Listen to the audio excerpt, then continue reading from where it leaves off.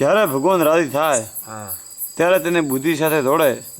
કો મોટા સાધુનો સંગ આપે છે. બસ આ ભાગ્ય બદલાય જુઓ ખ્યાલ આવ્યો ને પહેલી જ વાત આવી જુઓ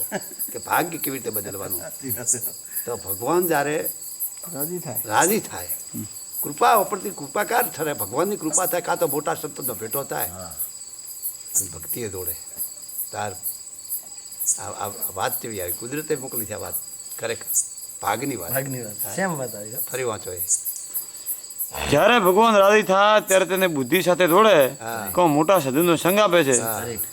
ને જ્યાં સુધી જે પુરુષને વિશે રજતમ રહ્યા છે હા ને એમાં ધર્માદિક ગુણ જણાય છે હા. પણ તેની એક સ્થિતિ રહેતી નથી હા. એમ પંચમ સ્કંદમાં કહ્યું છે. એની બાધિતા બુદ્ધિ છે એવી બાધિતા બુદ્ધિ તો ખરી પણ વધુ વાસના વળી બાધિતા બુદ્ધિ છે એવી બાધિતા બુદ્ધિ ત્યારે મટી જાય તાર એની સાચી બુદ્ધિ કેવરાય અને સંતમાં ભગવાનમાં જોડે અને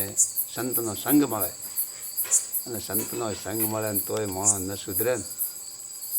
એને તો કેવો ગણવો ખરેખર અમુક તો આપણને આમ પછતાવો થાય કે આવું કેમ કરતા હશે આટલી બધો સંગ કર્યો આટલું બધી મહેનત કરી આટલું બધું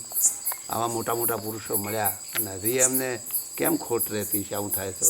હજુ કેમ જીવ આમ આગો પાછો થતો હોય ગ્રસ્તન થવા તો ગ્રસ્તનનો ધર્મ સ્વીકારવો જરૂરી છે નથી સ્વીકારવો એમ નથી આજીવિકા માટે આપણે કાર્ય કરવાનું છે પણ